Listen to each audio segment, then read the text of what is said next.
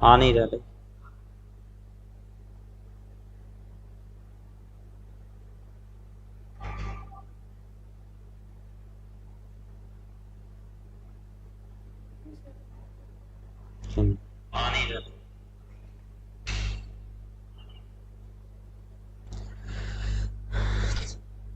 जय हिंद साथियों, जल्दी जल्दी आप लोग ज्वाइन कीजिए और कंफर्म कीजिए कि साउंड कैसा है और पिक्चर क्लियर है या नहीं।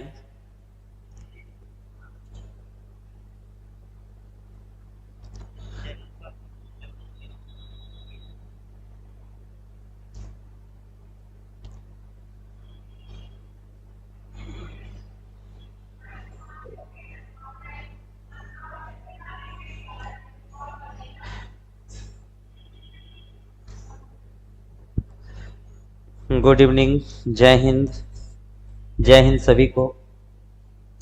सभी लोग कंफर्म कीजिएगा साउंड क्लियर है या नहीं। पिक्चर क्लियर है। सभी के पास शेयर कीजिएगा ताकि ज्यादा से ज्यादा लोग जुड़ सके।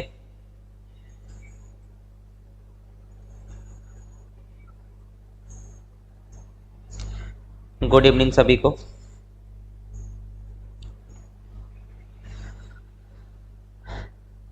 चलिएगा, लगभग सारे लोग जुड़ गए हैं। जल्दी जल्दी सभी लोगों के पास शेयर कर दीजिए।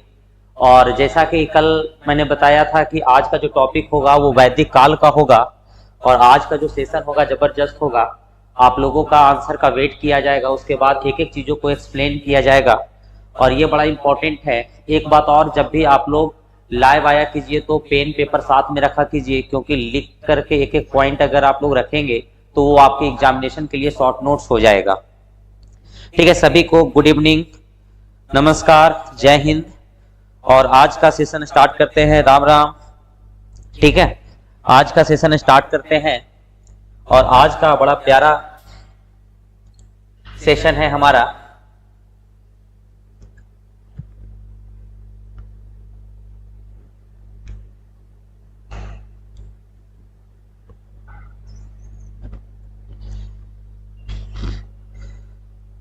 देखिएगा, जो हमारा पहला क्वेश्चन है, ठीक है, वैदिक काल का। कल इसके बारे में हम इन्फॉर्म किए थे कि कल का जो चैप्टर होगा वो आपका वैदिक काल का होगा और वैदिक काल से सवाल लिए जाएंगे और बड़ा इंपॉर्टेंट सवाल लिए हैं जो एग्जामिनेशन पॉइंट ऑफ व्यू से बड़ा इंपॉर्टेंट है। ठीक है, तो देखिएगा, आप लोगों के सामने पहला क्वेश्चन आ गया है और आप लोगों से आंसर का इंतजार है। आप लोगों से आंसर का इंतजार है। पहला क्वेश्चन है, आर्य शब्द इंगित करता है। पहला क्वेश्चन है, आर्य शब्द इंगित करता है ए में निरी जाति समूह को, दूसरा में यायावरी जन को, तीसरा में भाषा समूह को और चौथा में श्रेष्ठ वंश को। ठीक है, तो सारे लोग इसका रिप्लाई दीजिएगा। रिप्लाई आना स्टार्ट हो गया है। पल्लवी डी, संगम डी, जय भीम डी, आरती डी। ठीक है, तो अब देखते हैं इस क्वेश्चन का आंसर की क्या होगा।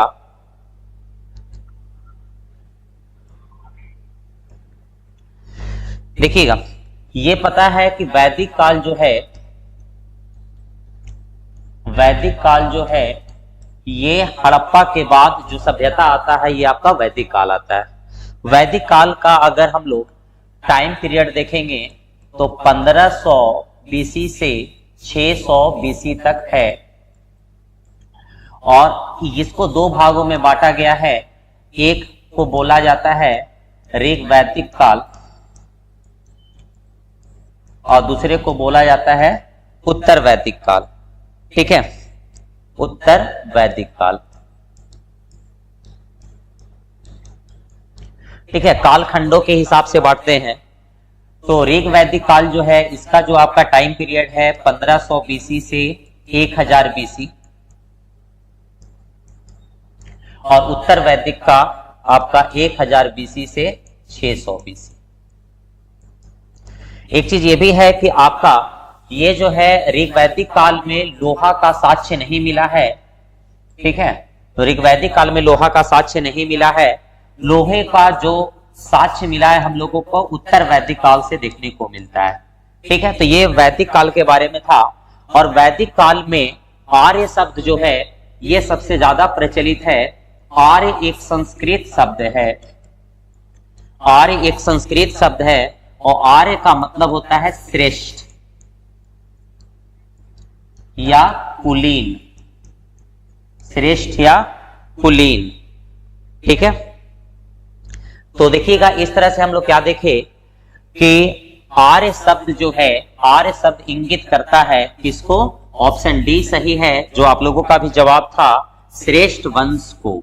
ठीक है, आर्य संस्कृत वर्ड है, इसका मतलब श्रेष्ठ, कुलीन, एलिट लोग होता है। ठीक है, और ये क्वेश्चन जो है आपका आईएएस प्री 1999 में पूछा गया था और यूपीपीसीएस 1999 में पूछा गया था। यहाँ पर एक चीज आप लोग गौर कीजिएगा कि जो क्वेश्चन आईएएस के प्री में पूछा गया था वही पीसीएस के प्री में पूछा गया। इसका मतलब ये है कि अभी जो यूपीएससी का प्रीवियस ईयर क्वेश्चन है वो आपका बीपीएससी में पूछा जा सकता है और ये आपके लिए मोस्ट प्रोबेबल क्वेश्चन होगा। ठीक है, चलिएगा अब पढ़ते हैं नेक्स्ट क्वेश्चन की ओर।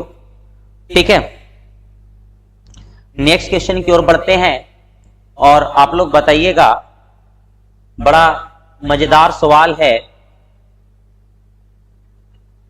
ठीक है,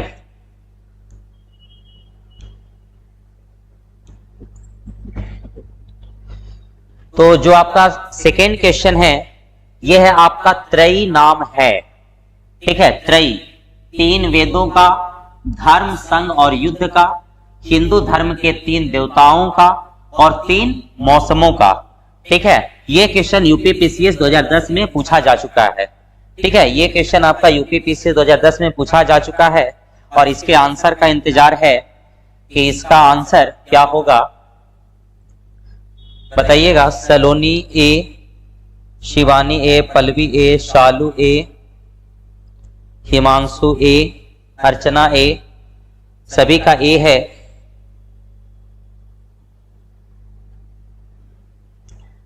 देखिएगा ए जो है आपका त्रयी, क्वेश्चन जो है, क्वेश्चन है त्रयी। त्रयी मीन्स होता है तीन, तो तीन किसके लिए? तीन वेदों के लिए ये वर्ड यूज किया गया है त्रयी, तीन वेदों के लिए, यानी आपका ऋग्वेद, यजुर्वेद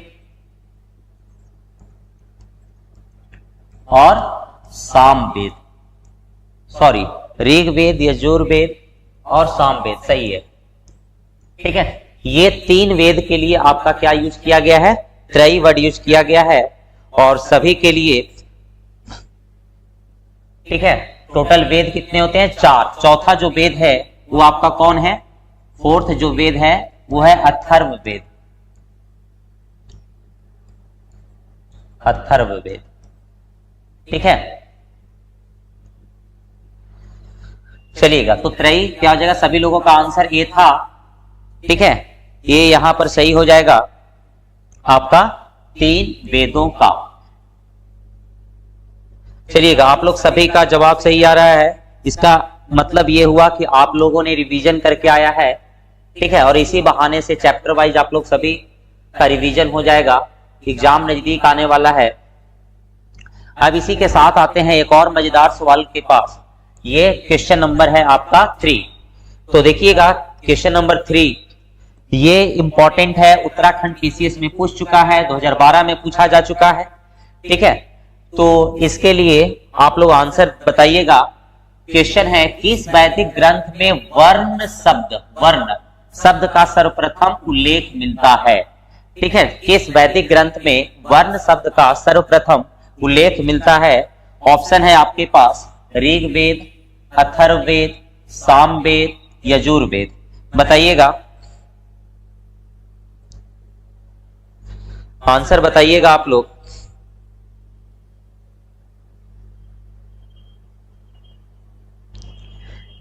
ए अर्चना ए, पल्लवी ए, पवन ए, शिवानी ए। चलिए, सभी का सही आंसर है आदित्य राज यादव ए। जी हाँ, लगभग सभी लोगों का आंसर सही है।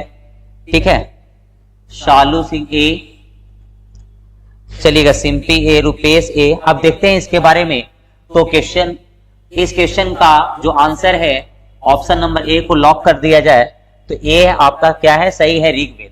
देखिएगा ऋग्वेद जो है इसके बारे में जो भी फैक्ट है वो बता देते हैं। ऋग्वेद जो है ये सबसे पुराना वेद है, सबसे पुराना वेद है।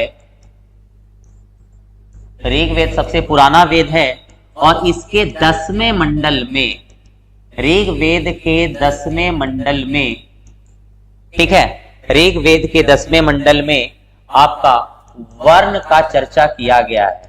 देखिएगा ऋग्वेद में जो वर्ण का चर्चा है वो 2 एंगल से किया गया है, ठीक है। वर्ण एक तो हो गया आपका रंग, ठीक है, रंग के हिसाब से वर्ण का प्रयोग किया गया है। तो रंग में क्या था, आर्यों को, आर्य को गोरे रंग, ठीक है, गोरे रंग, और जो आपका अनार्य है उसके लिए आपका कृष्ण वर्ण का नाम आया है, कृष्ण वर्ण। दूसरा चीज ये है, वर्ण का व्यवसाय के तौर पर भी इसका उपयोग देखा गया है, ठीक है, यानी अलग अलग व्यवसाय करने वालों को अलग अलग वर्ण के नाम से जाना जाता था। दूसरा चीज क्या है कि ऋग्वेद के 10वें मंडल में ही शूद्र शब्द का प्रयोग आता है, ठीक है, शूद्र का जो प्रयोग आता है आपका ऋग्वेद के 10वें मंडल में ही आता है, ये भी आप लोग याद कर लीजिएगा, ठीक है। ऋग्वेद के 10वें मंडल में एक किसका जिक्र है, शूद्र का। इसका मतलब यह हुआ कि पहले से आपका 3 का वर्णन था, यानी ब्राह्मण, क्षत्रिय और वैश्य।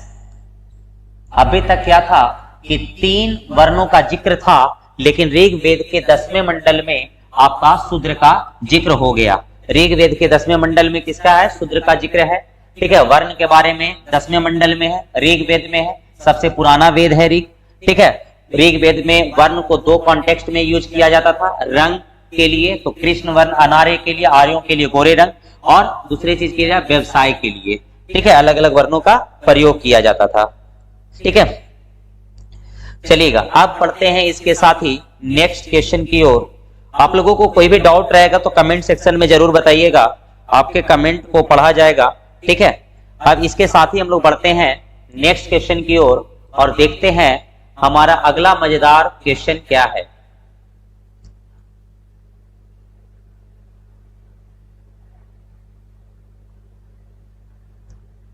देखिएगा अगला जो क्वेश्चन है हमारा वो क्या है।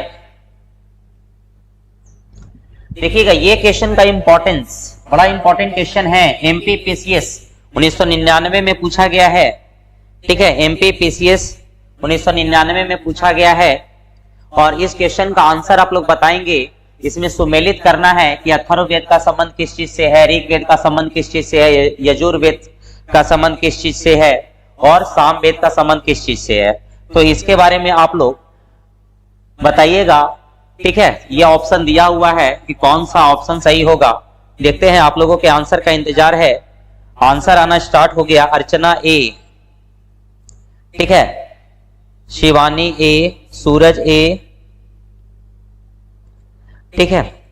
तो देखिएगा ये जो है आपका 4 में सुमेलित करना। देखिएगा ये जो क्वेश्चन है यहां से कई तरह के क्वेश्चन बनाए जा सकते हैं। आपको डायरेक्टली पूछा जाएगा कि सामवेद का संबंध किससे है, यजुर्वेद का संबंध किससे है, ऋग्वेद का संबंध किससे है, अथर्ववेद का संबंध किससे है। तो हम क्या किए हैं कि इसको एक में ले लिए हैं ताकि एक क्वेश्चन से सारी चीजों का डिस्कशन हो जाए, ठीक है। देखिएगा जरा गौर फरमाइएगा, ये जो है आपका अथर्ववेद, तो अथर्ववेद का आपका संबंध किससे है, औषधियों से है। अथर्ववेद का संबंध किससे है, औषधियों से, यानी ए क्या हो जाएगा 3। री की अगर बात करें तो ऋग्वेद क्या है आपका ईश्वर की महिमा, ठीक है, मंत्र वगैरह जितने भी हैं सब किसमें है, ऋग्वेद में है, ईश्वर की महिमा, ठीक है। तो ईश्वर की महिमा आपका क्या हो जाएगा बी में 1। सी की अगर बात करें यजुर्वेद, तो यजुर्वेद में क्या है, यज्ञ वगैरह के बारे में, अनुष्ठान के बारे में, यज्ञ के बारे में, उसी में बलिदान, यज्ञ के समय बलिदान भी दिया जाता था, तो ये क्या है आपका बलिदान, ठीक है, यानी सी का आपका क्या हो जाएगा 2 और साम वेद संस्कृत, ठीक है, साम वेद का क्या हो जाएगा ये संगीत, ठीक है 4। तो इस तरह से हमारा जो ऑप्शन है, ठीक है, वो क्या हो जाएगा ए 3 1 2 4 और ए ऑप्शन को लॉक कर दिया जाए। और आप लोग सभी का सही जवाब है, ठीक है, सभी लोग सही, कुछ लोग सी वगैरह बता रहे थे, तो इसका आंसर ए होगा, ठीक है। यानी अथर्ववेद औषधियों से संबंधित है, ठीक है, ये आपका सबसे नवीनतम वेद है। ऋग्वेद सबसे पुराना वेद है, ईश्वर की महिमा। यजुर्वेद में आपका यज्ञ वगैरह के बारे में बताया गया, बलिदान के बारे में बताया गया। सामवेद में संगीत के बारे में बताया गया, ठीक है। तो इस तरह से रुपेश कुमार बोल रहे ए को लॉक किया जाए, लॉक कर दिए हैं। अब बढ़ते हैं इसके आगे, ठीक है, चलिएगा। इसी तरह से सारे लोगों के बीच आप लोग शेयर कीजिए। सूरज कुमार बोल रहे हैं जादू टोना किसमें है, तो अथर्ववेद में ही है। जादू टोना झाड़ फूंक जितना भी है सारा का सारा क्या है आपका, ये अथर्ववेद में है, ठीक है। चलिए अब आगे बढ़ते हैं, अब आगे बढ़ते हैं नेक्स्ट क्वेश्चन की ओर और देखते हैं कि किसमें है कितना दम। और हमारा जो नेक्स्ट क्वेश्चन है वो भी मिलाने वाला ही है और इसका बड़ा ही शानदार एक्सप्लेनेशन रहेगा, ठीक है। देखिएगा ये क्वेश्चन का इंपॉर्टेंस, ये क्वेश्चन आरपीएससी में पूछा गया है, ठीक है। ये क्वेश्चन जो है आपका आरपीएससी में पूछा गया है, राजस्थान सिविल सर्विसेज में पूछा गया है, ठीक है। तो देखिएगा ये जो क्वेश्चन है आपका इंपॉर्टेंट क्वेश्चन में आएगा, क्योंकि RAS राजस्थान एडमिनिस्ट्रेटिव सर्विस में ये क्वेश्चन पूछा जा चुका है, ठीक है। तो ये आगे आने वाले एग्जामिनेशन के लिए संभावित क्वेश्चन के रूप में उल्लेखित है। तो देखते हैं आपका सूची 1 को सूची 2 के साथ क्या करना है, मिलाना है, ठीक है। और ये इधर है ऋग्वेद, सामवेद, अथर्ववेद, यजुर्वेद, इधर है गोपथ, शतपथ, ऐत्रेय, पंचविश, ठीक है। तो आप लोगों का आंसर का इंतजार है, आंसर आना स्टार्ट हो गया। कुछ लोगों का बी है, ठीक है, सुबोध कुमार सी, अंकित सी, अर्चना सी, पल्लवी सी, ठीक है, पवन बी, सूरज सी, आदिति सी, ठीक है। देखते हैं आपका कि किसका सही होता है। पहले हम एक एक करके इसके बारे में पूरा डिटेल डिस्कशन कर लेते हैं, ठीक है। तो देखिएगा सबसे पहले समझते हैं कि वैदिक जो ग्रंथ है, ठीक है, वैदिक ग्रंथ का यानी सिंपली हम बोल सकते हैं वेदों का 4 हिस्सा है।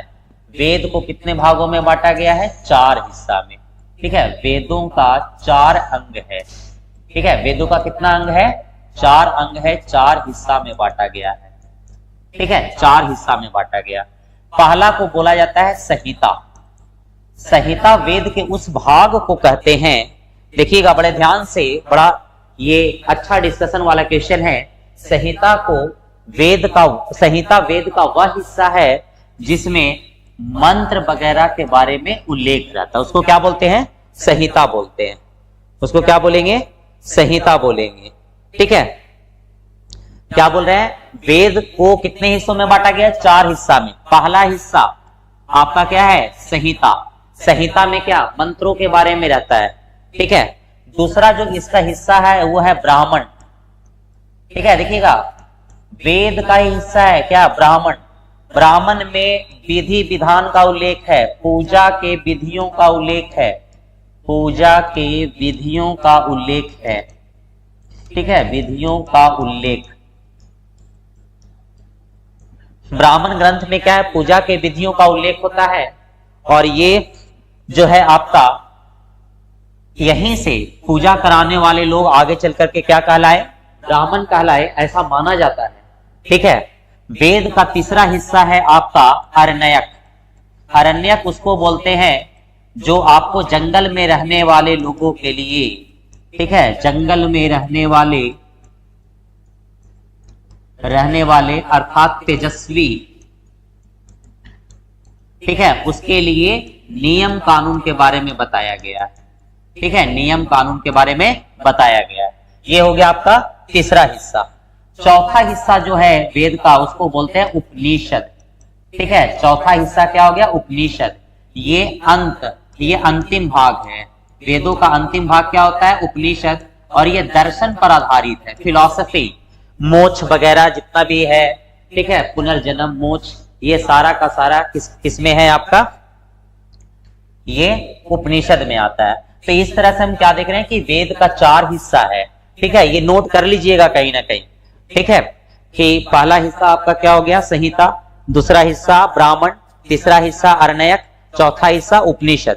ठीक है, तो ये जो है आपका ब्राह्मण ग्रंथ है कि ऋग वेद का ब्राह्मण ग्रंथ कौन है, साम वेद का ब्राह्मण ग्रंथ कौन है, अथर्व वेद का ब्राह्मण ग्रंथ कौन है, यजुर्वेद का ब्राह्मण ग्रंथ कौन है। ठीक है, ये हम लोग एक एक करके अभी देखेंगे। ठीक है, तो देखिएगा ऋग वेद का जो ब्राह्मण ग्रंथ है ये है आपका ऐतरेय ब्राह्मण। ठीक है, ऐतरेय। ठीक है, ऋग वेद का जो ब्राह्मण ग्रंथ क्या है? ऐतरेय। इसके बाद साम वेद का जो ब्राह्मण ग्रंथ है ये है आपका पंचविश। ठीक है, अथर्व वेद का जो ब्राह्मण ग्रंथ है ये है गोपथ, और यजुर्वेद का जो ब्राह्मण ग्रंथ है ये है शतपथ। ठीक है, तो यहां पर देखिएगा आप लोग, सारे लोग देखिएगा कि ऋग वेद का आपका जो ब्राह्मण ग्रंथ है वो ऐतरेय है, साम वेद का जो ब्राह्मण ग्रंथ है वो पंचविश है, अथर्व वेद का जो ब्राह्मण ग्रंथ है वो गोपथ है, और यजुर्वेद का ब्राह्मण ग्रंथ है वो शतपथ है। ठीक है, तो ये सारे लोग इसको इसके बारे में देख लीजिएगा। तो ए का क्या हो गया? 3। ए का 3 किस में है? आपका सी में। ठीक है, तो सी ऑप्शन को लॉक किया जाए और ये आपका सही आंसर है। ठीक है, ये आपका सही आंसर है। यहां से एक क्वेश्चन और पूछा जा सकता है कि सबसे बड़ा ब्राह्मण ग्रंथ कौन है? तो सबसे बड़ा जो ब्राह्मण ग्रंथ है वो आपका शतपथ है। ठीक है, शतपथ ब्राह्मण ग्रंथ क्या है? सबसे बड़ा ग्रंथ है। ठीक है, तो यहां पर आपको ब्राह्मण ग्रंथ के बारे में समझ में आ गया होगा। ठीक है, ब्राह्मण ग्रंथ के बारे में समझ में आ गया होगा। अगर किन्हीं को कुछ डाउट है तो आप लोग बता सकते हैं। अगर किन्हीं को कोई डाउट है तो बता सकते हैं ब्राह्मण ग्रंथ के बारे में। ठीक है, चलिएगा अब बढ़ते हैं नेक्स्ट क्वेश्चन की ओर और देखते हैं हमारा जो अगला क्वेश्चन है वो क्वेश्चन क्या है। ठीक है,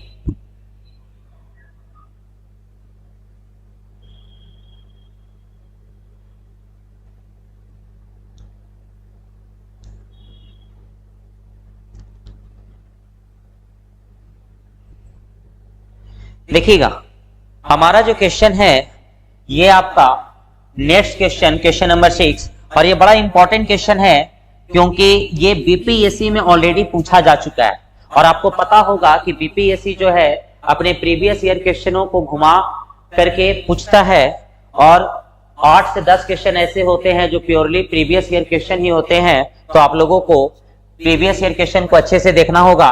तो देखिएगा क्वेश्चन नंबर 6 जो बड़ा मजेदार है, जरा गौर फरमाइएगा। ऋग वेद का कौन सा मंडल सोम को समर्पित है? ठीक है, कौन सा मंडल सोम को समर्पित है? 7वां मंडल, 8वां मंडल, ठीक है, 9वां मंडल और 10वां मंडल। ठीक है, तो सभी लोगों का सी ऑप्शन आना स्टार्ट हो गया। सलोनी का सी, रिमझिम भारती सी, निशा भारती सी, आदिति सी, पवन गुप्ता, ठीक है, सूरज सी। तो देखिएगा सभी लोगों का आंसर है सी, यानी सी ऑप्शन को लॉक किया जाए। ठीक है, और इसका करेक्ट आंसर भी क्या है? आपका सी होगा।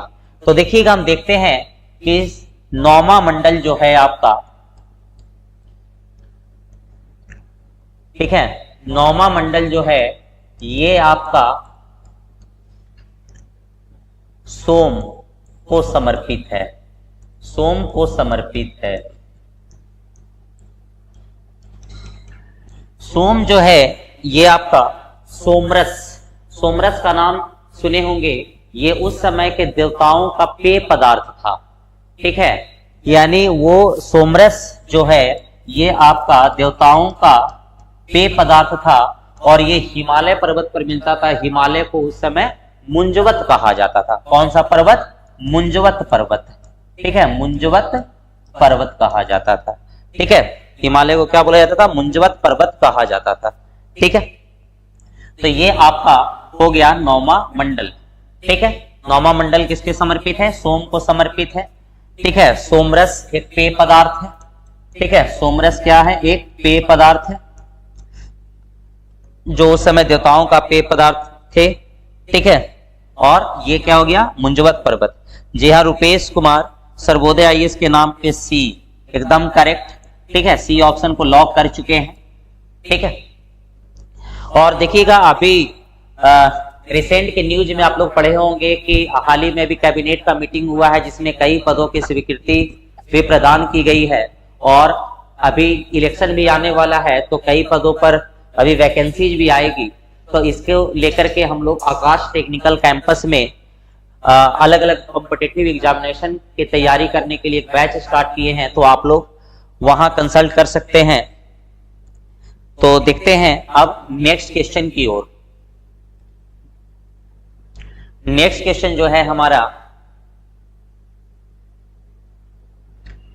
चलिएगा अभी तुरंत इसके बारे में हम लोग डिस्कशन किए और ये इसलिए हम फिर से क्वेश्चन को लिए हैं क्योंकि देखिए अभी तुरंत बता रहे हैं कि बीपीएससी भी पिछला बार पूछा फिर पूछा अभी तुरंत। तो देख आप यहां पर यहां जो है आप यहां ध्यान दे सकते हैं कि ये जो 14th बीपीएससी अभी तुरंत देखे थे ना कि बीपीएससी में पूछा था वही किस नौवां मंडल किसको समर्पित है या सोम का समर्पित कौन सा मंडल है, और इसी को घुमा करके पूछ दिया। इसका मतलब क्या हुआ कि प्रीवियस ईयर क्वेश्चन को ये घुमा करके पूछेगा और लगभग हर एग्जामिनेशन में ये होता है कि अधिकतर जो पीवाईक्यू जो होते हैं उससे क्वेश्चन घुमा फिरा करके पूछा जाता है। इसीलिए आप लोगों को हम बार बार बोल रहे हैं कि नोट कीजिएगा। 7 का डी आंसर आना स्टार्ट हो गया है। डी, शिवानी डी, आरती डी, सूरज डी, सलोनी डी।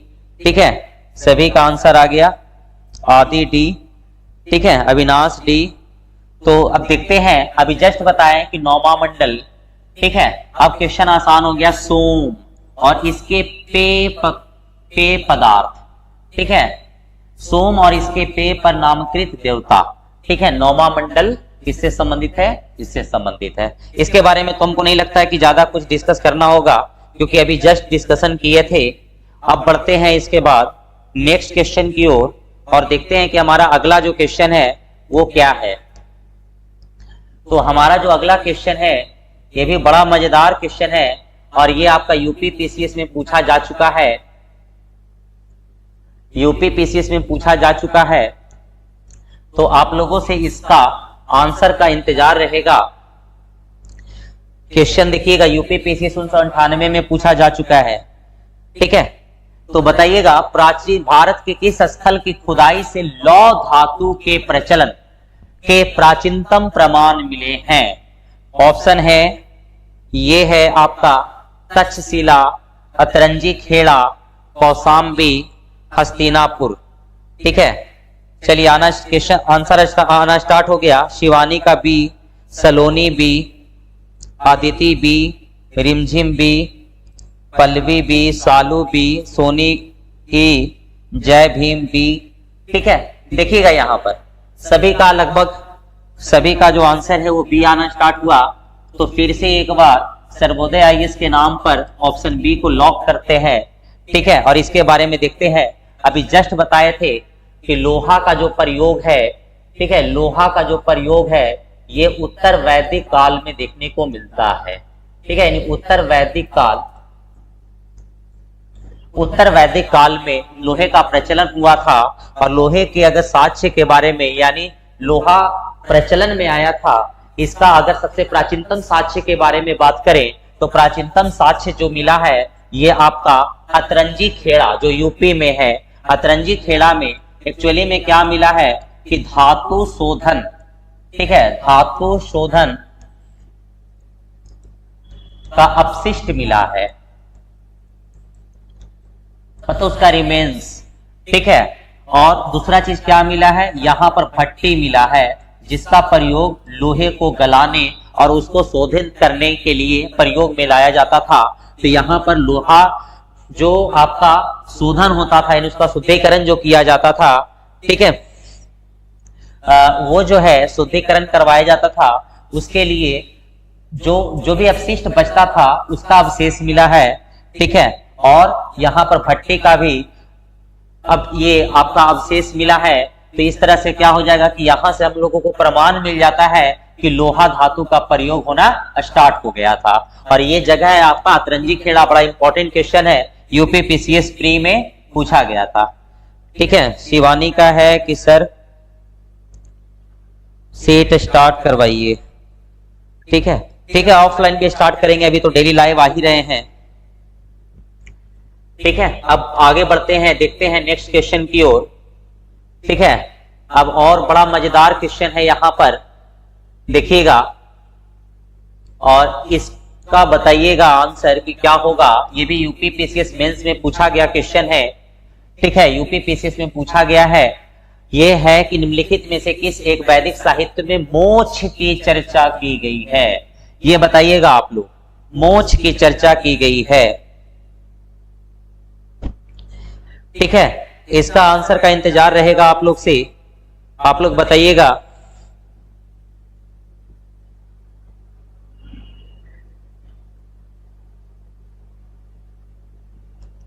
आप लोग बताइएगा इसका आंसर। सूरज ए, आंसर आना स्टार्ट हो गया है।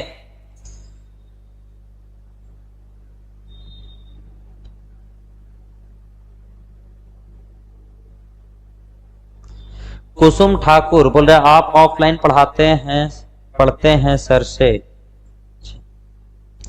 चलिएगा आंसर बताइएगा केवल, फिर बाकी की बातें हम बाद में डील कर लेंगे हम लोग, ठीक है। तो ये क्या है आपका 9 में पवन डी, संजय ए, शिवानी ए, सूरज ए, आरती डी। देखिएगा यहां पर आप लोग लगभग फंस चुके हैं। इसका जो आंसर होगा वो आपका डी होगा, उपनिषद होगा, ठीक है, उपनिषद होगा। देखिएगा कोई कंफ्यूजन नहीं करना है। आप लोगों को हम बताए थे, अभी जस्ट बताए थे कि वेद का 4 हिस्सा, 4 में पहला बताए थे संहिता, दूसरा जो बताए थे ब्राह्मण ग्रंथ, तीसरा जो बताए थे आपका आरण्यक, और चौथा जो बताए उपनिषद, उपनिषद, ठीक है। वैदिक ग्रंथ जो हो गया ये आपका ये उपनिषद।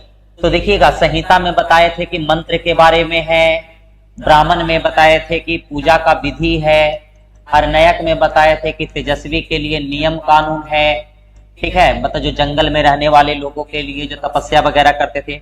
उपनिषद जो है ये दर्शन पर आधारित है। आपसे डायरेक्टली ये क्वेश्चन पूछा जाएगा, ठीक है, कि निम्न में से कौन सा वैदिक संहिता जो है, ठीक है, निम्न में से कौन सा जो वैदिक संहिता है ये आपका किस पर आधारित है, दर्शन पर आधारित है। इसको मार्क कीजिएगा। तो उपनिषद जो है दर्शन पर आधारित है, और ये आपका मोक्ष, पुनर्जन्म, मोक्ष, पुनर्जन्म, ठीक है, ये सारे चीज को डील कौन करता है, उपनिषद करता है। उपनिषद जो है ये आपका वेदों का अंतिम भाग है। देख रहे हैं, वेद का पहला भाग संहिता, दूसरा ब्राह्मण, तीसरा आरण्यक, चौथा उपनिषद। तो ये वेद का क्या है, अंतिम भाग है, ठीक है। ये वेद का जो है अंतिम भाग है, अंतिम भाग है वेद का, अंतिम भाग है वेदों का, ठीक है, उपनिषद। इसीलिए इसको वेदांत कहते हैं। क्या बोलते हैं इसको, वेदांत। उपनिषद का एक और नाम है जिसका नाम क्या नाम बोलते हैं, वेदांत बोलते हैं। वेदांत कहने का मतलब हो गया वेदों का अंत, ठीक है, जो किस पर आधारित है, दर्शन पर आधारित है। उपनिषद की संख्या बताइएगा कितना है, 108, 108। उपनिषद की संख्या कितना है, 108, ठीक है। आप लोग कमेंट करके बताइएगा सबसे पुराना उपनिषद कौन है। आप लोग कमेंट करके बताइएगा सबसे पुराना उपनिषद कौन है।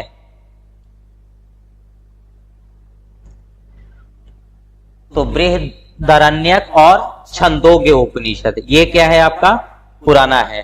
ठीक है, तो देखिएगा यहां से आपको क्या क्या क्वेश्चन पूछा जा सकता है। आपका ये कहेगा जंगल में रहने वाले लोगों के लिए जो नियम कानून बनाए जाते थे किस वैदिक ग्रंथ में था, तो अरण्यक। उपनिषद किस पर आधारित है, तो दर्शन पर आधारित है। ठीक है, उपनिषदों की संख्या कितनी है, तो 108 है। ये मोक्ष पुनर्जन्म आदि का जिक्र किसमें है, तो उपनिषद में है। ठीक है, फिर ये जो हो गया आपका ये वेदों का क्या है, अंतिम भाग है, वेदों का अंतिम भाग है। ठीक है, इसे क्या बोलते हैं, वेदांत भी बोलते हैं। इसकी संख्या कितने हैं, ठीक है, संख्या कितनी है आपका 108 है। ठीक है, चलिएगा आप लोग ज्यादा से ज्यादा शेयर कीजिए ताकि सभी लोग इसका लाभ उठा सके। ठीक है, क्योंकि जितना ज्यादा लोग रहेंगे उतना मजेदार सेशन होगा। ठीक है,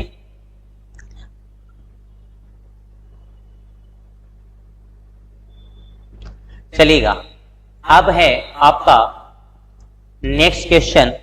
शिवानी का श्वेतांबर में मोक्ष का उल्लेख कारण, ये ऑप्शन में क्या उपनिषद हो जाएगा।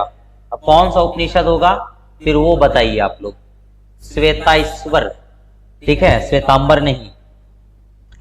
चलिएगा नेक्स्ट क्वेश्चन है आपका, देखिएगा बड़ा मजेदार क्वेश्चन है ये। अब इतना मजेदार क्वेश्चन है कि आप लोग यहाँ यहीं से देख सकते हैं कि कितने बार क्वेश्चन पूछा जा चुका है। ठीक है, कितना बार क्वेश्चन पूछा जा चुका है। सालू सिंह बोल रहे हैं सर वर्ल्ड ज्योग्राफी भी करवाइए, एक एक करके करवाया जाएगा सारा कुछ। ठीक है, अब बताइएगा आप लोग आध्यात्म ज्ञान के विषय में नचिकेता और यम का संवाद किस उपनिषद से प्राप्त होता है। ये क्वेश्चन का इंपॉर्टेंस आप यहां से देख सकते हैं।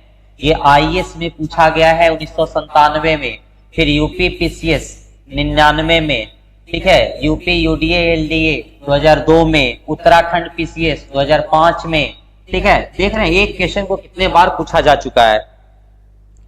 ठीक है, सभी का आंसर आना स्टार्ट हो गया। सी कुसुम ठाकुर सी, स्वीटी रानी सी, पल्लवी सी, शिवानी सी, अर्चना सी, ठीक है, सलोनी सी, संजय यादव सी। ठीक है, तो ठीक है, सर्वोदय आईएएस के नाम पर फिर से ऑप्शन सी को हम लोग लॉक करते हैं। ठीक है, देखते हैं इसके बारे में डिटेल बताते हैं। देखिएगा ये बड़ा मजेदार कहानी है कि एक बार क्या था, एक ऋषि थे, महान ऋषि जिनका नाम था वाजश्रवा। वाजश्रवा एक बार यज्ञ करवा रहे थे, और जब यज्ञ करवा रहे थे तो जब दान देने की बारी आती है तो जितने भी ब्राह्मण और पुरोहित को वो आमंत्रित किए थे, ठीक है, सभी को गाय जब दान देना स्टार्ट किए, ठीक है, तो वो वैसे गाय को दान दे रहे थे, ठीक है, जो बूढ़ी थी, दूध नहीं दे सकती थी। ठीक है, तो इनका जो पुत्र था वाजश्रवा का ही पुत्र था आपका कौन, नचिकेता। ठीक है, यही थे आपका नचिकेता जो थे वाजश्रवा का ही पुत्र थे। तो उसने क्या बोला कि ये जो है आपका अपने पिता से बोलते हैं कि आप ब्राह्मणों को वैसे गाय क्यों दान में दे रहे हैं जिनका कोई इंपॉर्टेंस नहीं है, आप मुझे दान में क्यों नहीं देते हैं, अगर आपको मुझे दान में देना होगा तो किसे देंगे। ये बार बार रिपीट कर रहे थे। तो वाजश्रवा को गुस्सा आया, बोला कि जाओ तुमको हम यम को दान देंगे, यमराज, ठीक है, यम को ये दान देंगे। अब वाजश्रवा तो गुस्सा में बोल दिए, तो नचिकेता को अब तो जाना ही था। नचिकेता चले गए यम के पास। ठीक है, उस समय यम अपने मतलब अपने जो गृह निवास है वहां पर नहीं थे। नचिकेता जब इसके बारे में पूछे, ठीक है, तो बताया गया कि यम कहीं निकले हुए बाहर। तो 3 दिन तक ये भूखे प्यासे नचिकेता यम का इंतजार करते रहे। ठीक है, जब यम वापस आते हैं तो वो बताते हैं, पूछते हैं कि नचिकेता तुम 3 दिन तक भूखे प्यासे मेरा इंतजार करते रहे, तुम 3 वरदान मांगो और 3 वरदान हम देंगे। ठीक है, तो यम जब 3 वरदान की बात करता है तो नचिकेता एक वरदान के रूप में क्या मांगते हैं कि हमको मृत्यु और जन्म का जो चक्र है इसके बारे में बताइए। ठीक है, तो यम शुरुआत में मना कर देते हैं कि तुम इस आयु में ये क्यों जानोगे? अच्छे अच्छे लोगों को ये पता नहीं, अच्छे अच्छे ईश्वर को ये पता नहीं है, लेकिन फिर भी जब नचिकेता जिद पर अड़े रहे तो यम इनको मृत्यु और जन्म के बारे में बताए। वही बताए थे यम कि आत्मा न तो मरती है और न ही जन्म लेती है। ठीक है, आत्मा न तो जन्म लेती है और न मरती है। ठीक है, तो यही है आपका कठोपनिषद में। ठीक है, तो नचिकेता और यम वाला एकदम आप लोग याद रखिएगा, ये पूरा कहानी भी बता दिए। ठीक है, किस उपनिषद में ये जिक्र है? तो कठोपनिषद में ये जिक्र है। ठीक है, चलिएगा, ये कहानी हम सुने थे सर बचपन में। हाँ हाँ, सारे लोग सुने होंगे। ठीक है, सारे लोग सुने होंगे। चलिएगा, अब नेक्स्ट क्वेश्चन की ओर बढ़ते हैं। देखिएगा, आप लोग केवल आंसर बताइएगा, इधर उधर की बातें नहीं करना है कमेंट में। ठीक है, कुछ भी नहीं बताना है, आंसर के अलावा या जो आपको डाउट होगा केवल वो बताइएगा। ठीक है, हम बढ़ते हैं नेक्स्ट क्वेश्चन में और देखते हैं कि जो नेक्स्ट क्वेश्चन है हमारा वो क्या है। अभी जस्ट बताया, देखिए किस तरह से क्वेश्चन घुमा करके पूछा जा रहा है। ठीक है, अभी जस्ट बताए हैं हम। बताइएगा, वैदिक साहित्य का सही क्रम कौन सा है? पहला क्या है, दूसरा क्या है, तीसरा क्या है, चौथा क्या है? ठीक है, ये बताइएगा। पहले क्या, वैदिक संहिता, ब्राह्मण, अरण्यक, उपनिषद, या पहले संहिता उसके बाद उपनिषद उसके बाद अरण्यक, ब्राह्मण? इस तरह से आप लोग बताइएगा।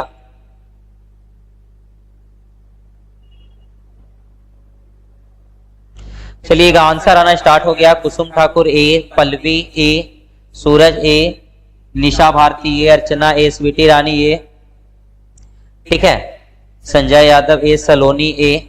चलिए, तो फिर से एक बार सर्वोदय आईएएस के नाम पर ऑप्शन ए को लॉक कर देते हैं।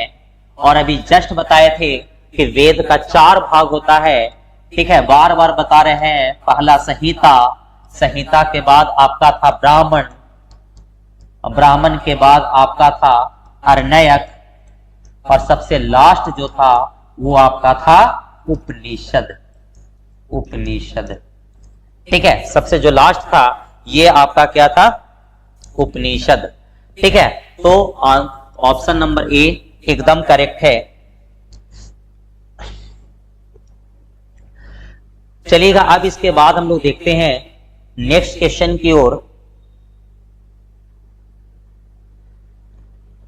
तो हमारा नेक्स्ट क्वेश्चन है 12, वो देखते हैं।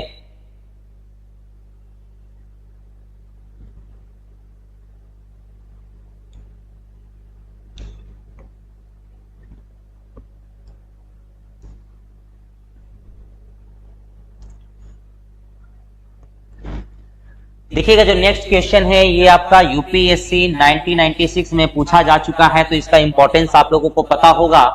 ठीक है, और ये क्वेश्चन पीसीएस में पूछा जा सकता है। ठीक है, तो आप लोग बताइएगा। आंसर आना स्टार्ट हो गया है। ए, सोनी ए, सूरज बी, आरती ए, अविनाश ए, अंकित मिश्रा ए, अविनाश सी। ये बोल रहे हैं सर्वोदय आईएएस के नाम पर सी। इतना भारी मिस्टेक नहीं करना है।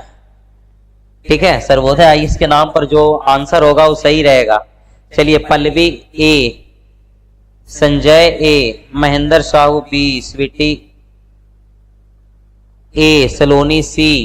देखिएगा, आरंभिक वैदिक साहित्य में जो सबसे इंपॉर्टेंट नदी था वो था आपका सिंधु। ठीक है, कौन सी नदी थी? सिंधु। और सिंधु नदी जो है ये आपका सबसे इंपॉर्टेंट नदी था। इसीलिए आरंभिक वैदिक साहित्य में अर्थात ऋग्वेद में सबसे ज्यादा जिक्र किसका है? तो सिंधु का है। सबसे ज्यादा जिक्र किसका है? सिंधु का है। तो देखिएगा, कंफ्यूज नहीं होना है। ऐसा ना लगे कि क्वेश्चन छोटा है तो ये तुरंत बता देंगे। तो ये आरंभिक वैदिक साहित्य में सबसे ज्यादा जिक्र किसका है? सिंधु का है। ठीक है, चलिएगा, अब इसके बाद हम पढ़ते हैं नेक्स्ट क्वेश्चन की ओर और क्वेश्चन नंबर 13 देखते हैं।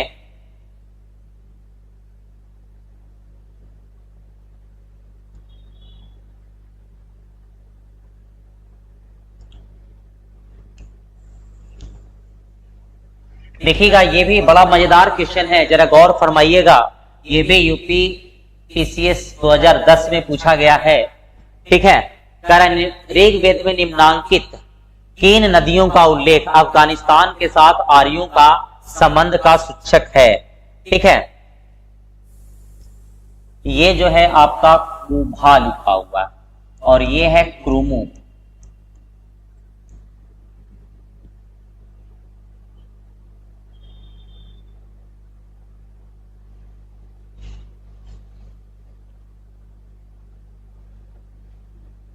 बताइएगा आप लोग।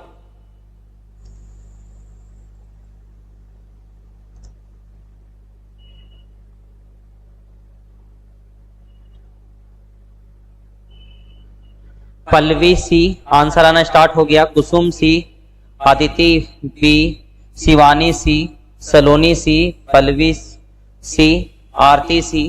ठीक है, तो एक बार फिर से सर्वोदय आईएएस के नाम पर ऑप्शन सी को लॉक कर दिया जाए। ठीक है, और इसका जो आंसर होगा वो आपका कौन हो जाएगा? सी। देखिएगा, ये जो है कुभा अर्थात काबुल।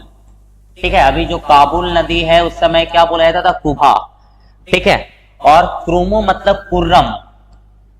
क्रुमु मतलब कुर्रम। ये दो नदियां अफगानिस्तान में बहती है। अगर प्रेजेंट कॉन्टेक्स्ट की बात करें तो ये नदियां कहां बहती है? अफगानिस्तान में बहती है। ठीक है, ये नदियां अफगानिस्तान में बहती है और इसका जिक्र किसमें है? ऋग्वेद में है। ठीक है, इसका जिक्र किसमें है? ऋग्वेद में है। ऋग्वेद में जिक्र है। तो यहां पर आप ध्यान दीजिएगा कि अगर ऋग्वेद में जिक्र है, इसका मतलब क्या हो गया? इसका मतलब ये हो गया कि ये जो नदी है अफगानिस्तान के साथ आर्यों का संबंध बताता है, क्योंकि आर्यों का भी ये ग्रंथ है ऋग्वेद और अफगानिस्तान की नदी का जिक्र है। इसका मतलब आर्यों का संबंध किससे भी था? ठीक है, अफगानिस्तान से भी था। आर्यों का संबंध किससे था? अफगानिस्तान से भी था। ठीक है, तो चलिएगा, आप लोग सभी का आंसर सही है और आप लोग रिवीजन करके आए हैं, ये बहुत अच्छी बात है। अब हम बढ़ते हैं नेक्स्ट क्वेश्चन की ओर और क्वेश्चन नंबर 14 लेते हैं। ठीक है, ये भी यूपी पीसीएस 2012 में पूछा गया क्वेश्चन है और आप लोग बताएंगे कि किस नदी को वर्तमान में किस नदी को कहा जाता है?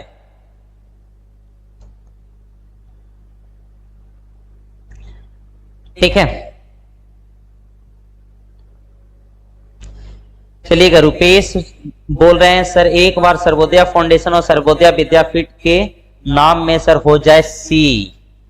ठीक है, देखते हैं सी के बारे में और लोगों का आंसर आने दीजिए। राजीव सी,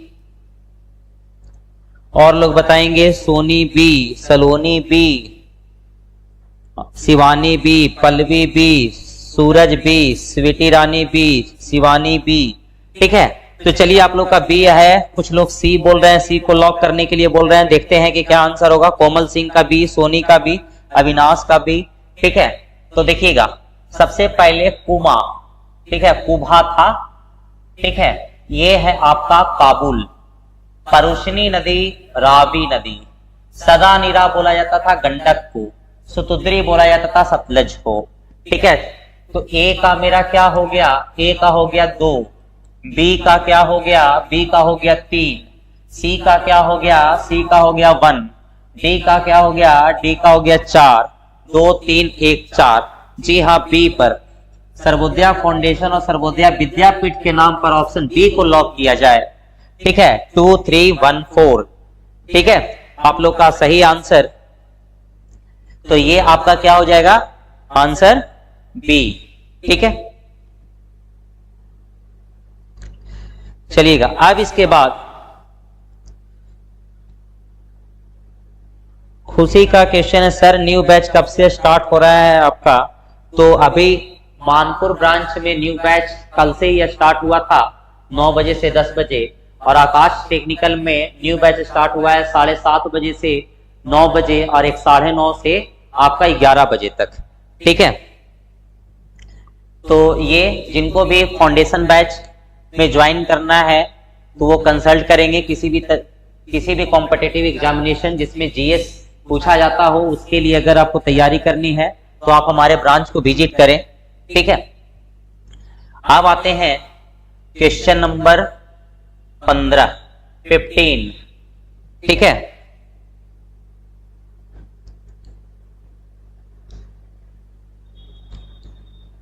ज्यादा से ज्यादा लोगों के बीच आप लोग शेयर करें ताकि ज्यादा से ज्यादा लोग इसका लाभ उठाए। ठीक है, अब नेक्स्ट क्वेश्चन, ये भी बड़ा मजेदार क्वेश्चन है, ये यूपीएससी 1995 में पूछा गया क्वेश्चन है। ठीक है, ये देखिएगा 1995 में यूपीएससी पूछ चुका है और आप लोग बताइएगा इसका आंसर। कह निम्नलिखित में कौन सी वह ब्रह्मवादिनी थी जिसने कुछ वेद मंत्रों की रचना की थी। ठीक है, तो लोपामुद्रा, गार्गी, लीलावती, सावित्री, बताइएगा। सलोनी कुमारी ए, सुबोध बी, महेंद्र साहू, गार्गी। चलिएगा आप लोग आंसर बताइएगा। शिवानी बी, अविनाश बी, सब बी बता रहे हैं। आज सब लोग ट्रैप हो गए, फंस गए। ठीक है, ये जो है निम्नलिखित में कौन सी ब्रह्मवादिनी थी। ठीक है, यानी विदुषी महिला। देखिएगा ऋग वेद में विदुषी महिला का जिक्र है। ठीक है, विदुषी मतलब विद्वान।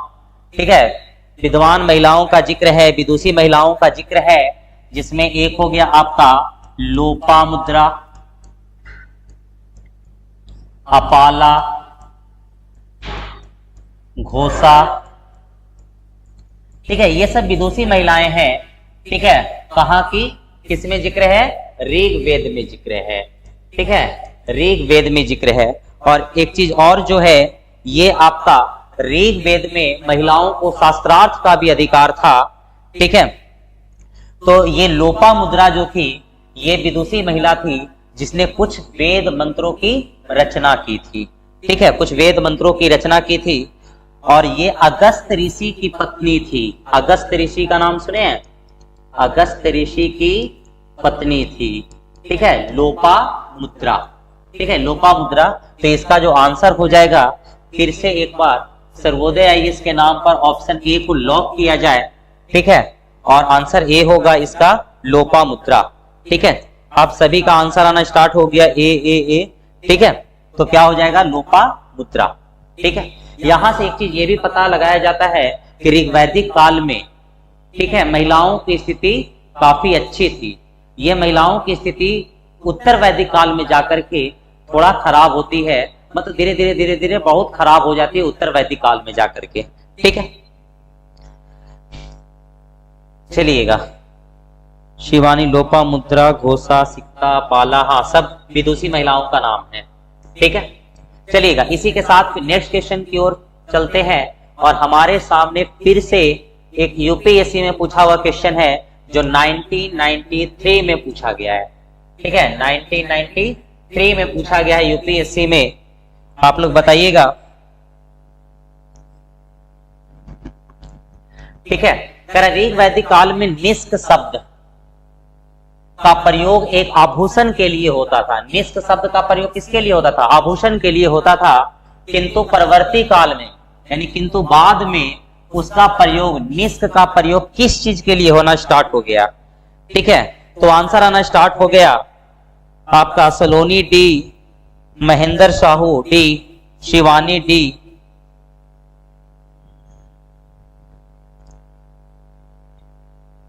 क्वेश्चन और नीचे कीजिए सर। ठीक है, थोड़ा और नीचे कर देते हैं।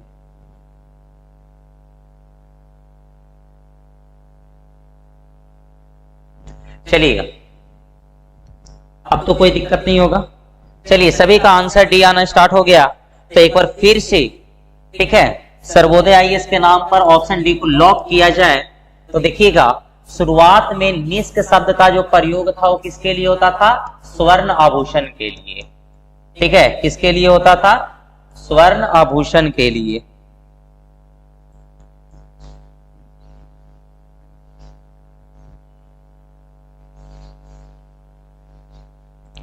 स्वर्ण आभूषण के लिए होता था।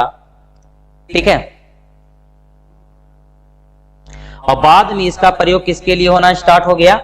बाद में इसका प्रयोग जो है वो सिक्का के लिए होना स्टार्ट हो गया।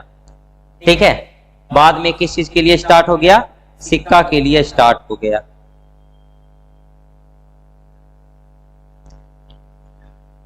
ठीक है,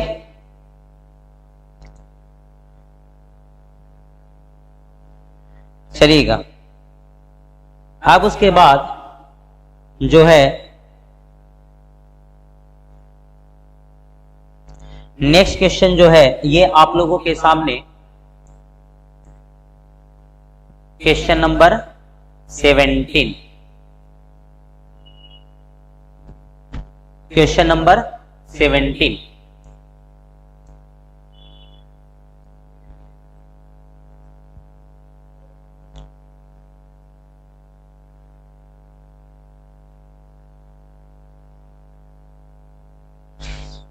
ठीक है, चलिए क्वेश्चन नंबर 17। तो अब ये बताइएगा आप लोग, बोगज गोई, ठीक है, बोगज गोई, बोगज गोई के बारे में महत्वपूर्ण है। बोगज गोई महत्वपूर्ण है क्योंकि, ठीक है, ये पढ़िएगा, ये भी बड़ा इंपॉर्टेंट क्वेश्चन है। 39th बीपीएससी 1994 में पूछा गया है और यूपीपीसीएस 1996 में पूछा गया है। तो ये भी आपके एग्जाम के पॉइंट ऑफ व्यू से बड़ा इंपॉर्टेंट क्वेश्चन है। ठीक है,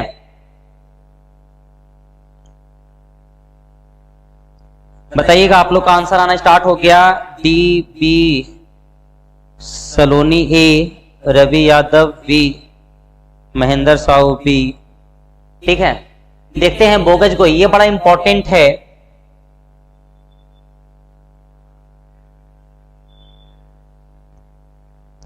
ये बड़ा इंपॉर्टेंट है आपका बोगज गोई, और ये एग्जामिनेशन में पूछा गया और बहुत सारे एग्जामिनेशन में पूछा गया, कुछ का मेंशन नहीं है। जिस तरह से आपका यम और नचिकेता वाला जो पूछा गया था, यहां भी पूछा गया है। देखिएगा, कह रहे हैं कि सब सारे लोग का आंसर आना स्टार्ट हो गया। बी बी बी, अर्चना बी, ये प्रियंका कुमारी बी, पवन B, Suraj B, Sanoj B. ठीक है, तो एक बार फिर हम सर्वोदय आईएएस के नाम पर ऑप्शन बी को लॉक करते हैं और इसको डिकोड करते हैं एक एक पॉइंट कि आखिर ये है क्या। देखिएगा, जैसे वैदिक काल में, ठीक है, समझिएगा, वैदिक काल में आर्य जो आए थे वो कहां से आए थे, इसके लिए अलग अलग लोगों का अलग अलग राय है, अलग अलग मत है। ठीक है, कि किसी ने कहा तिब्बत से आए थे, ठीक है, मैक्स मुलर बोले थे कि मध्य एशिया से आए थे। ठीक है, तो इसके बारे में एक प्रमाण ये है कि आपका ये जो बोगज गोई है एक जगह का नाम है। ठीक है, ये क्या है? जगह।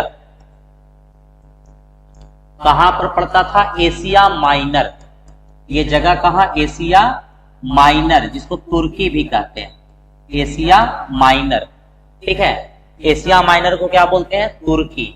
तो तुर्की में एक आपका जगह है। ठीक है, तुर्की में क्या है? एक जगह है बोगज गोई, वहां से आपको ये क्या मिला है? ठीक है, तो बोगज गोई से आपका एक अभिलेख मिला है। ठीक है, और उस अभिलेख में देवताओं का नाम लिखा हुआ है। देखिएगा, तुर्की में एशिया माइनर में एक अभिलेख मिला है और उस अभिलेख में देवता का नाम है, जिसका नाम है आपका इंद्र, मित्र, वरुण और नासत्य। ये चार देवता का नाम ऐसा है जो वहां बोगज गोई में भी मिला है और हमारे यहाँ ऋग्वेद में भी मिला है। ठीक है, किसमें मिला है? ऋग्वेद में भी मिला है। तो अब बताओ, ऋग्वेद भारत में, बोगज गोई आपका तुर्की, मध्य एशिया के साइड। तो ये प्रमाणित करता है कि उधर से ही आर्य आए थे। ठीक है, ये प्रमाणित करता है कि उधर से ही आर्य आए थे, यानी मध्य एशिया वाला जो थियोरी है, मध्य एशिया का थ्योरी कौन दिए थे? Max Muller. मैक्स मुलर बताए थे कि आर्य कहां से आए थे। तो आर्य आपका कहां से आए थे? मैक्स मुलर के अनुसार मध्य एशिया से। कहां से आए थे? मध्य एशिया से आए थे। ठीक है, मध्य एशिया से आए थे। चलिएगा, तो इसमें कोई दिक्कत? हाजेद आविस्ता ग्रंथ, वही बोगजगोई आपका ईरान का क्या था, देखिएगा। तो ये आपका क्या हो गया, बोगजगोई महत्वपूर्ण है क्योंकि यहां से प्राप्त अभिलेखों में वैदिक देवताओं एवं देवियों का नामोल्लेख प्राप्त होता है। इससे पता चलता है कि आर्य लोग कहां से आए थे, तो मध्य एशिया से आए थे। मध्य एशिया के बारे में मैक्स मुलर के द्वारा बताया गया है। ठीक है, चलिएगा, अब बढ़ते हैं अपने नेक्स्ट क्वेश्चन की ओर। क्वेश्चन नंबर 18 बड़ा प्यारा क्वेश्चन है। ठीक है, और ये क्वेश्चन के पीछे आपका कहानी भी है। सतपथ ब्राह्मण में उल्लेखित राजा विदेद माधव से संबंधित ऋषि कौन ऋषि है? तो आपका गौतम, राहुगण, विश्वामित्र, वशिष्ठ, भारद्वाज। ठीक है, भारद्वाज। कितना ऑप्शन? 4 ऑप्शन है। आप लोग बताएंगे। ये क्वेश्चन बड़ा इंपॉर्टेंट है, यूपी लोबर में पूछा गया 2015 में प्री में। ठीक है, आप लोग जल्दी जल्दी बताएंगे। आंसर आना स्टार्ट हो गया। सूरज सी, चलिए सारे लोग आंसर देंगे। पल्लवी डी, शिवानी सी, सलोनी सी, महेंद्र साहू डी, अर्चना सी, सनोज डी। ठीक है, एक बार फिर हम लोग सर्वोदय आईएएस के नाम पर ऑप्शन डी को लॉक कर देते हैं। ठीक है, इसका जो आंसर होगा वो क्या होगा? डी। देखिएगा, ये एक्चुअली में था क्या कि जब आर्य लोग, ठीक है, जब आर्य लोग इधर से पूरब की ओर विस्तार कर रहे थे अपने क्षेत्रों को, ठीक है, तो ये आपका वही ऋषि गौतम राहुगण के नेतृत्व में ये जब इधर जा रहा था तो गंडक नदी के पास, सदा नीरा नदी के पास ये इनका एक्सपेंशन क्या हो गया? रुक गया, क्योंकि बोला गया था कि आगे क्या है, किनका राज है? राजा विदेद का। ठीक है, तो ये आपका गंडक नदी तक ही रुक गए थे। ठीक है, तो इनका जो संबंध है किससे है? ऋषि गौतम राहुगण से है। ठीक है, सदा नीरा नदी का जिक्र यहीं से आता है। सदा नीरा का ये क्या था? गंडक नदी। गंडक नदी तक ही पूरब में आर्यों का विस्तार हो पाया था। ठीक है, चलिएगा, अब बढ़ते हैं अपने नेक्स्ट क्वेश्चन की ओर और देखते हैं। बताइएगा, पूर्व वैदिक आर्यों का धर्म प्रमुखता था। ठीक है, ये आपका आईएएस प्री 2012 में क्वेश्चन पूछा गया है, बड़ा इंपॉर्टेंट है क्वेश्चन। ये सेकेंड लास्ट है, लास्ट नहीं है। आज 20 क्वेश्चन लिए हैं। कुसुम ठाकुर सर, ऑफलाइन क्लास कहाँ होता है? ये ऑफलाइन क्लास आपका विसार तालाब के पास सर्वोदय इसका मेन ब्रांच है। उसके बाद फिर आपका ये जो है क्या उसको बोलते हैं, आकाश टेक्निकल बाईपास पर। ठीक है, चलिएगा, पूर्व वैदिक आर्य का धर्म प्रमुखता था, बताइएगा। 19 का सी, पल्लवी दांगी सी, सलोनी बी, सूरज बी। चलिए, आप लोग का आंसर आ नहीं रहा है, बताइएगा जल्दी।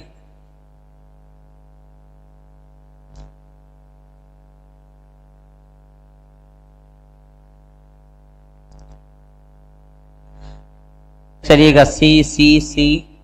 ठीक है, चलिए,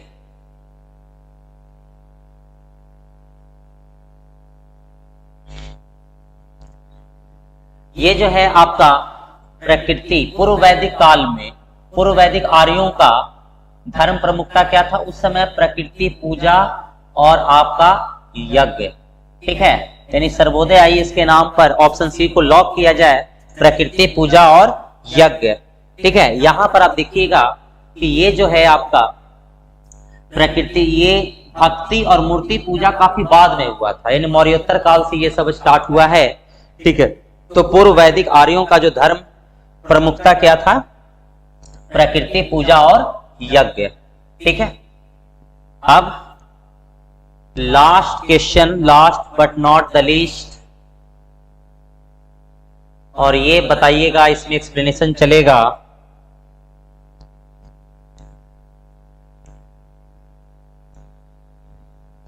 ये बताइएगा, प्रसिद्ध 10 राजाओं का युद्ध किस नदी के तट पर लड़ा गया? ठीक है, और ये बीपीएससी में पूछा जा चुका है, और इसके अलावा बहुत सारे एग्जामिनेशन में पूछा जा चुका है।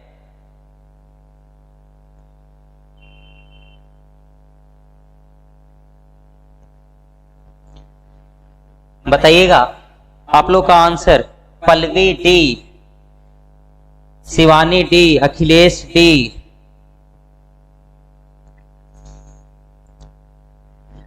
चलिएगा, तो एक बार फिर से सर्वोदय आईएएस के नाम पर ऑप्शन डी को लॉक किया जाए।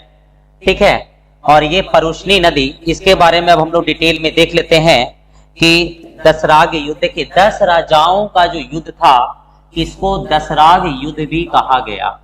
दशराग युद्ध। ठीक है, दशराग युद्ध जो हुआ ये आपका परुष्णी नदी के किनारे हुआ। परुष्णी नदी वर्तमान में रावी नदी है। परुष्णी नदी वर्तमान में किस नदी को कहा जाता है? रावी नदी को कहा जाता है। ठीक है, और अब यहां पर देखिएगा, आपका दशराग युद्ध क्यों हुआ था, इसके पीछे की कहानी समझते हैं। तो एक भरत जन था। ठीक है, भरत जन था, इसके राजा थे सुदास। इसके राजा कौन थे? सुदास, राजा सुदास। भरत जन का जो राजा थे वो कौन थे? राजा सुदास थे। और सुदास जो थे ये आपका त्रत्सु कबीला से थे। कौन से कबीला? त्रत्सु कबीला। ठीक है, सारे राजा कोई ना कोई कबीला से रिलेटेड रहते थे, क्योंकि उस समय कबीला के फॉर्म में आर्यों का आगमन हुआ था। ठीक है, तो ये जो है आपका राजा सुदास, ये सुदास जो है, ये आपका ये जो राजा सुदास है, ये इनका जो उस समय पुरोहित थे वो कौन थे? विश्वामित्र थे। राजा सुदास के पुरोहित कौन थे? विश्वामित्र थे। लेकिन विश्वामित्र को हटाकर इन्होंने अपना पुरोहित वशिष्ठ को रख लिए। ठीक है, किनको रख लिए? वशिष्ठ को रख लिए। ठीक है, ये वशिष्ठ को रख लिए। तो इसलिए विश्वामित्र गुस्सा होकर के ये क्या किए? 10 राजाओं का ग्रुप बनाए। ठीक है, 10 राजाओं का ग्रुप बनाए, जिसमें आपका आर्य भी थे और अनार्य भी थे। आर्य अनार्य दोनों थे। ठीक है, तो ये 10 राजाओं का ग्रुप बनाए, और इधर और इनके बीच यानी विश्वामित्र का जो ग्रुप था इधर, और आपका राजा सुदास के बीच लड़ाइयां हुई, जिसमें अंतिम रूप से विजयी कौन हुए? राजा सुदास विजय हुए। ठीक है, और ये जो है आपका यहां पर एक चीज कंफ्यूजन ये होता है, लोगों को लगता है कि ये युद्ध ऐसा युद्ध है जो आर्य और अनार्य के बीच हुआ था। तो यहां पर ध्यान दीजिएगा आप कि इसमें दोनों पक्षों में आर्य अनार्य दोनों शामिल थे। ठीक है, दोनों पक्षों में, ठीक है, आर्य और अनार्य दोनों शामिल थे। ऐसा नहीं है कि ये एक तरफ आर्य और एक तरफ अनार्य, ऐसा नहीं था। ठीक है, तो ये दशराग युद्ध के बारे में। दूसरा पॉइंट ये कि दशराग में होता है 10 राजाओं का युद्ध। ठीक है, लेकिन इसका मतलब ये नहीं हुआ कि केवल 10 राजा भाग लिए थे। लगभग आप लोग याद कर लीजिएगा, लगभग 30 राजाओं ने भाग लिया था। ठीक है, दशराग युद्ध में कितने लोगों ने भाग लिया था? लगभग 30 राजाओं की बात कर रहे हैं। तो कितने राजा लोग भाग लिए थे? ठीक है, ये आपका 30 राजाओं ने भाग लिया था। सबसे ज्यादा यही कंफ्यूजन होता है कि 10 राज मतलब 10 राजा का युद्ध, तो 10 राजा ही लड़े थे। नहीं, 10 तो आपका ग्रुप ये बनाए थे, केवल विश्वामित्र, इधर सुदास थे। ठीक है, आर्य अनार्य इधर से भी थे और इधर से भी थे। ठीक है, तो इस तरह से हम लोग क्या देख रहे हैं कि ये आपका दशराग युद्ध के बारे में हो गया। एक बार फिर से रिकैप कर देते हैं कि दशराग युद्ध 10 जिससे 10 राजाओं का युद्ध बोलते हैं, ये परुष्णी नदी जिसको अभी रावी नदी बोलते हैं, ठीक है, इसके किनारे हुआ था। इसमें क्या था कि भरत जन के जो राजा थे, राजा सुदास, ठीक है, ये त्रक्षु कबीला से संबंध रखते थे। राजा सुदास के जो आपका ये पुरोहित थे, विश्वामित्र थे, लेकिन इन्होंने विश्वामित्र को हटा करके वशिष्ठ की नियुक्ति कर दिया पुरोहित के रूप में। तो विश्वामित्र ने 10 कबीलों को एकत्रित किया, यानी 10 राजाओं को, जिसमें 5 आर्य थे और 5 अनार्य थे, ठीक है। और ये इन्होंने लड़ाई किया किनसे? राजा सुदास से, जिसमें अंतिम रूप से राजा सुदास विजयी हुए, ठीक है। यहां पर अब कंफ्यूजन ये रहेगा कि आर्य और अनार्यों के बीच युद्ध थी, तो ऐसा नहीं है कि एक तरफ आर्य एक तरफ अनार्य, ठीक है, दोनों साइड आपका क्या थे? आर्य अनार्य दोनों थे। और दूसरा चीज क्या है कि इसमें लगभग 20 राजाओं ने भाग लिया था, ठीक है। तो आज का जो सेशन है यहीं तक, ठीक है। बाकी आप लोगों को फिर मंडे से आएंगे, ठीक है, और आप लोगों का जो भी डाउट रहेगा वो आप लोग बताएंगे और इसे ज्यादा से ज्यादा शेयर करेंगे ताकि सभी लोगों तक इसका लाभ पहुंच सके, ठीक है। तो तब तक के लिए गुड नाइट, फिर मिलते हैं नेक्स्ट सेशन को।